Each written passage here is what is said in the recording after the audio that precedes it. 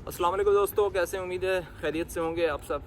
अच्छा, मैं हॉस्पिटल जा रहा था, करीब एक हॉस्पिटल था, उधर ब्लड टेस्ट दिया था मैंने शाम को।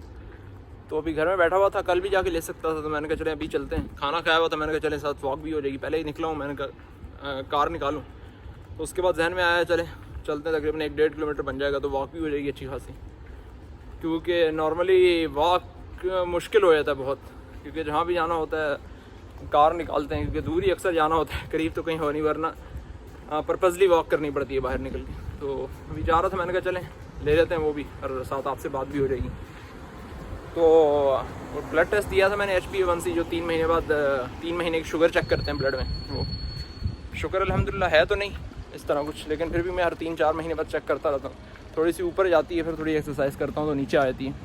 तो प्री डायबिटिक्स के करीब चली गई थी, हालांकि एज तो इतनी नहीं है, लेकिन फिर भी उसके बाद थोड़ा वॉक वगैरह की, थोड़ा मीठा कंट्रोल किया तो नीचे आ गई।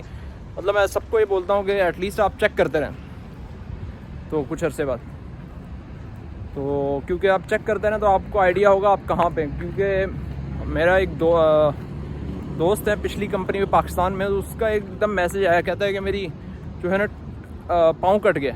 मैंने कहा पता नहीं एक्सीडेंट हो गया, क्या हो गया। मैंने कहा क्या हो गया, खैरियत हो।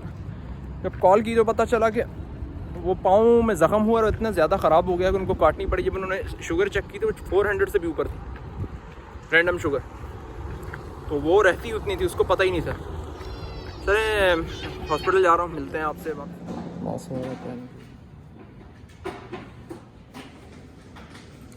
Okay, thank you.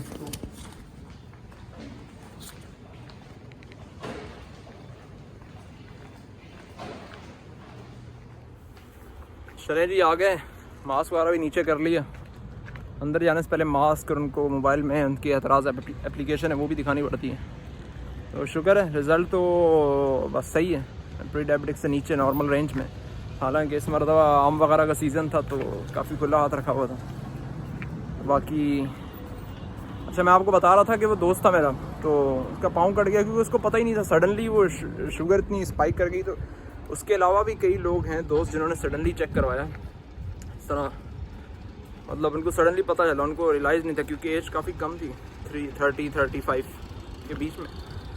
तो इस तरह जैसे ही चेक करवाने जाते हैं तो वो उसमें ज़्यादा ही आती है आजकल शुगर, क्योंकि चलना फिरना है नहीं, एक्सरसाइज इतनी ज़्यादा है नहीं। तो आप सबसे मैं गुजारिश करता हूँ कि जाएँ और प्लीज़ अपना शुगर लेवल जो है वो लाजमी चेक करते रहें, लाजमी चेक करवाएं ब्लड। तो बिकॉज उसके बाद मुझे इतना वो सदमा, उसकी कोई एज भी ज़्यादा नहीं थी, लेस देन 50 थी, और वो इतनी ज़्यादा शुगर हुई वो तो बिकॉज हम लोग नॉर्मली ये सोचते हैं कि हमें नहीं हो सकता, हमारी तो अभी एज कम है, या हम लोग इतना खाते नहीं हैं, या हमें। लेकिन मैंने डॉक्टर से बात की, डॉक्टर कह रहे हैं कि जो हमसे मीन्स हमारे एल्डर्स थे, जो पुराने थे, उनका लिविंग स्टाइल इस तरह था कि अगर उनको थी भी शुगर तो वो कंट्रोल में ऑटोमेटिकली रहती थी, क्योंकि उनकी लिविंग स्टाइल की वजह से खाना पीना कम था, एक्सरसाइज ज़्यादा थी, तो इस वजह से। चलें जी, मैं रिपोर्ट्स ले आया हूँ, मिलते हैं फिर आपसे इंशाल्लाह नेक्स्ट वीडियो में। ओके जी, अल्लाह हाफ़िज़, अस्सलाम वालेकुम।